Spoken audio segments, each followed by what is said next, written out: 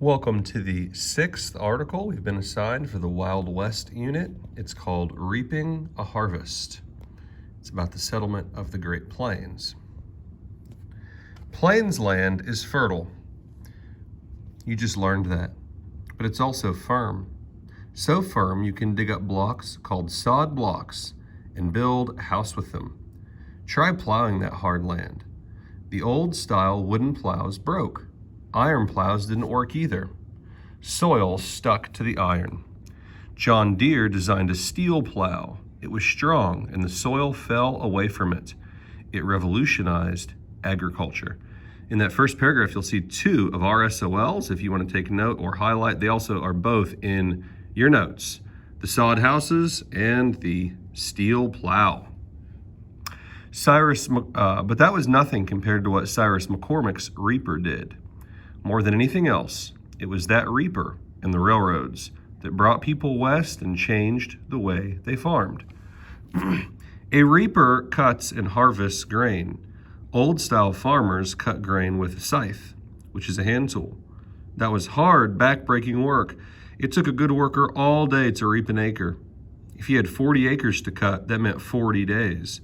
In 40 days, a crop would be overripe and rotten. McCormick's machine pulled by horses or mules, could harvest a huge field in no time at all. The mechanical reaper did to wheat farming what Eli Whitney's cotton gin did to growing cotton. It made big farms practical. And take note of that last sentence about the mechanical reaper, what it did to wheat farming. You could highlight those last two sentences, from the mechanical reaper to it made big farms practical. Cyrus Hall McCormick was a Virginia boy, born in the beautiful Shenandoah Valley of Scotch-Irish Presbyterian parents. What? Shenandoah Valley? Highlight that sentence. Wouldn't that make an awesome test question, knowing that Cyrus McCormick is actually from the Shenandoah Valley? So highlight that or take note of that in the notes that you're keeping. As a child, he spent many hours in his father's workshop. He rarely wasted time or played games. It was his father, Robert, who understood the need for a mechanical reaper and attempted to invent one. He mounted scissor-like knives on a long bar pulled at the side of a horse or mule or ox. Cyrus improved the invention. Let's get some captions here. Underneath his picture, Cyrus McCormick was a Southerner who backed slavery. He thought Lincoln's election a disaster. There you go, nobody's perfect. Top left, sod is turf, grass with soil that it grows on. Railroads brought large-scale commercial farming to the Midwest. That began the reign of King Wheat. Wheat exports rose from 2 million bushels in 1860 to 90 million bushels in 1890. Today we export over 1 billion bushels a year, feeding people in many other nations. Of course, that's our breadbasket, isn't it? During the Civil War years, Cyrus McCormick lived in England. He was not dour, which means not much fun. He was dour, which means not much fun, and a big contributor to the Presbyterian Church. Okay, back to the article. He sold a few of his reapers in Virginia, but the Shenandoah land is hilly and farms are small. When he took a trip to the Middle West and saw the vast flat plains, Cyrus McCormick knew his future was there. Then he met the mayor of Chicago, who was a shrewd businessman. The mayor lent Cyrus money to build a big factory to make reapers. The factory became one of America's greatest business successes. Before Cyrus McCormick came along, the Industrial Revolution had been mostly a city phenomena. McCormick brought that revolution to farm life. He was more than just a fine inventor. He was a business and marketing genius too. He guaranteed his machines. If they broke down, he saw they were repaired. No one had done that before. He trained experts to show farmers how to use them. No one had ever done that before either. The machines were expensive, more than most farmers could afford. Cyrus McCormick let farmers take several months to pay for them. It's called installment buying. We'll pause there. Let's do our captions. A McCormick reaper pulled by a team of 32 first-class horses, make short work of a field in eastern Oregon. Small farms needed far fewer animals. That's a cool picture. All right, back to the article. It was called installment buying. That was another of McCormick's ideas. He added a research department to his factory, and he kept improving the models. That too is something new for a businessman to do. John Deere and Cyrus McCormick had developed the plow and reaper before the Civil War, the 1830s and 40s.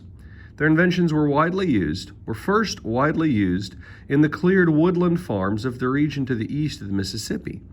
But after the war, those mechanical tools went west with all the people who were turning the American plains into farmland. Note this statistic. In the 30 years between 1860 and 1890, more land was turned into farmland in the United States than in all the years from 1607 to 1860. In 1879, the McCormick factory produced 18,760 reapers. 2 years later, it made nearly 49,000 machines, and it kept growing. Farming was becoming an industry. The new equipment made huge business-like farms common. Farm equipment became necessary. Capital, money from bank loans, often from bank loans, was now an important part of farming. The farming revolution was hard on some people. Revolutions usually are. The small farmer was often hurt. More and more small farmers began heading for cities to take jobs in manufacturing and industry. Many didn't want to do that. They had no choice.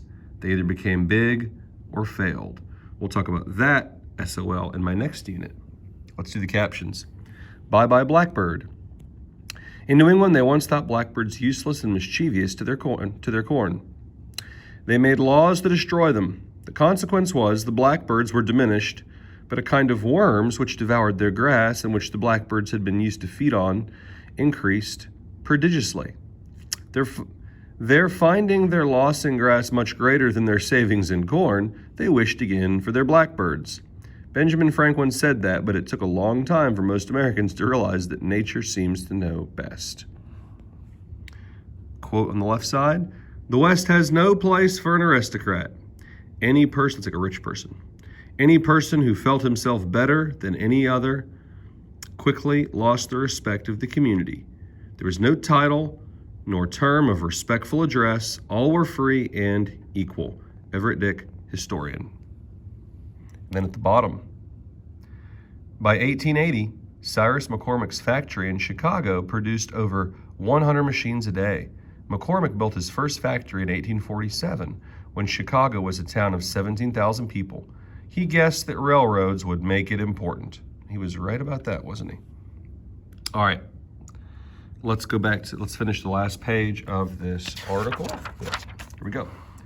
By 1900, the lone self-sufficient farmer whom Thomas Jefferson admired hardly existed. The new farmer was part of a huge system.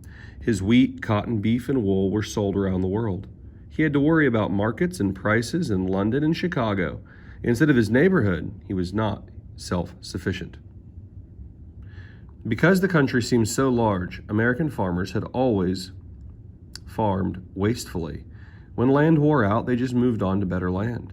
For a long time, there was better land to move to. But by the end of the 19th century, there wasn't any frontier left.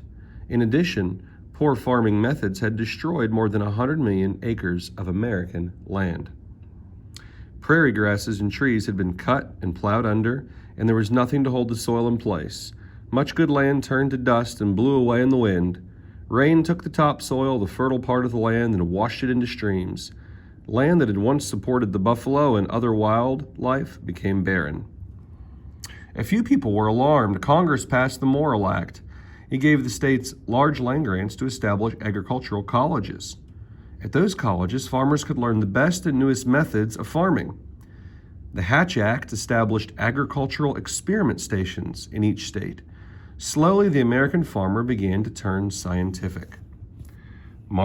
Alfred Carleton went to Russia and found a variety of wheat that could take the tough weather in the American Middle West. Hey, that's one of our SOLs. That's dry farming and wheat farming, Russian wheat. All right. Luther Burbank, on his farm in Santa Rosa, California, experimented and developed hundreds of varieties of new fruits, vegetables, grains, cacti, and flowers. And George Washington Carver at the Tuskegee Institute in Alabama developed hundreds of ways to use the peanut, the sweet potato, and the soybean. Okay, picture up to the caption at the bottom first. George Washington Carver himself, center, teaches a class at Tuskegee. Check the blackboard for the subject being studied, soil analysis. It's kind of cool, soil analysis, there it is. To the two captions, we'll be done. A new nation wows them up top of the right. At first, the new nation used imported brains like Sam Slater's to get his industry going. In 1851, at a great fair of industry held in a glass building in London called the Crystal Palace, people made fun of the American exhibition and especially of McCormick's Reaper. But when it cut a swath of wheat 74 yards long in 70 seconds, the people stopped laughing. It had mowed down the British prejudice, said a reporter. In the end, the Reaper drew more visitors than the famous Koh-i-Noor diamond. Europe now found itself turning with amazement to the New World for ideas and inventions. How about that? That's not too bad for a guy from the Shenandoah Valley, right? Impressing the British at the World's Fair.